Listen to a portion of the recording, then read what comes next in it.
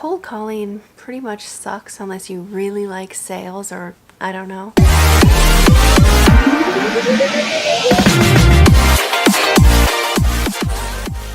One thing that I have found to help kind of take the edge off of it, or to not get discouraged when you're doing it, is to take breaks in between your cold calls. So if you're using like a CRM that we're using, after every cold call I have to take a note down, even if I just left a voicemail or if I was transferred somewhere, and I use that opportunity to like take a couple deep breaths, especially if it was a bad call or I got hung up on, or like I fumbled my words or whatever it is. Taking little breaks in between each call and like gathering yourself again for the next call really helps. The other thing that I do is after my call, or actually before my call, I mentally tell myself that this person does not know who I am. They have absolutely no clue who I am, where I'm at in the world, besides maybe they think they do from my caller ID, but they don't know who I am at all. And so me trying to present my best self is the best representation that I can do for our company, and to just continue to,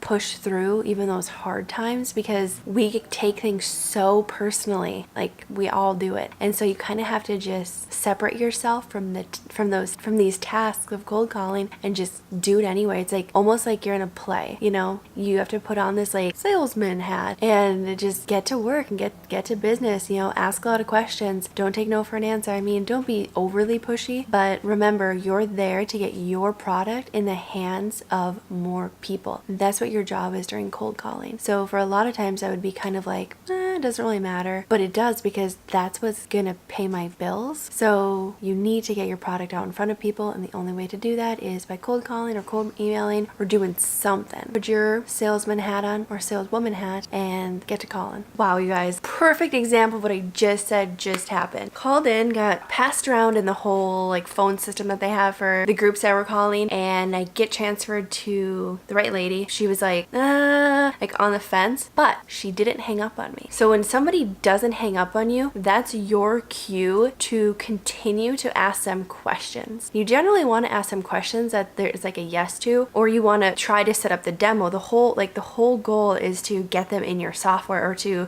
schedule a demo for them to see your software. Just now, I could tell she was kind of on the fence. She was busy. I empathized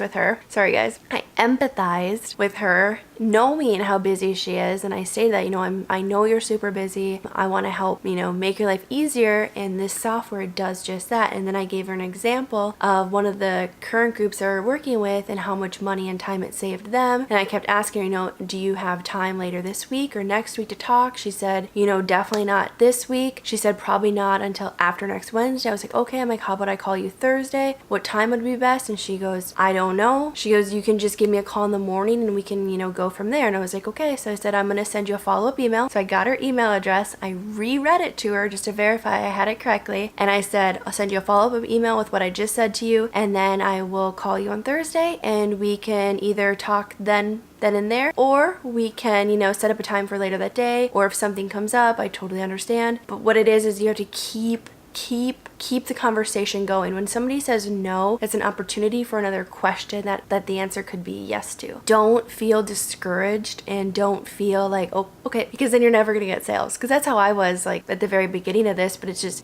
being persistent and just going through, the questions that you have listed out. That's why it's so important to write down key questions that you want to ask these individuals, because then you have them. Because when you're in the moment with the people on the phone, sometimes you can forget, especially if you haven't been doing this as much like me. Then it's great to have these questions to reference, and then you have this conversation going, and you can easily get something scheduled for whenever is most convenient with that person.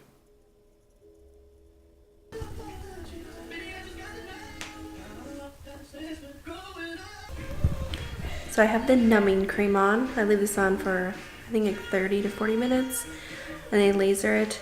Not sure if I can actually film during it. She said I might not be able to, so if not, I will just show you guys the results afterwards and keep you guys updated. So pray for me.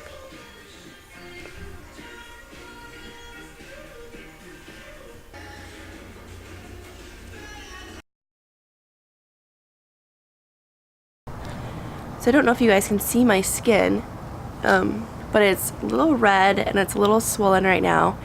Feels like a sunburn, but not super bad. And what I did was I went in and got this laser treatment for my skin, and it creates these like little columns in my skin, and then it pushes up all the dead skin cells, and then after about 5 to 7 days I'll be able to like exfoliate it off, so my skin will be like red and kind of sandpapery for a few days, and then after 3 months it should actually look like a lot better, I guess. And the reason for this was, so I've had acne as a teenager, not super bad, but enough that it left some scarring, and like I still get some spots, so my skin is uneven. And being in front of the camera, and also I do a lot of speaking stuff, it's good to feel comfortable and confident in your own skin. Literally, I finally just, saved my money, put it to the side for this treatment because I really wanted to do it, because I've seen other people do it and had great results. So I'm like, something I just want to do. So that's why I went and got my skin lasered off, as I like to say, even though that's not exactly what it is that I did. That is that. So I will end the vlog here, and I just want to thank you guys for watching. Let me know if any of you guys suffer with any like skin problems too. I'm gonna try to incorporate that into my videos, just because it is something I struggle with, and I think it's great to be honest about it, and people can like see it and realize that they're not the only one, and also see the stuff that I'm doing to hopefully cure my skin. So let me know if you like this video, or any other thoughts that you have about skin or things that you guys do in the comments below, and also give this video a thumbs up.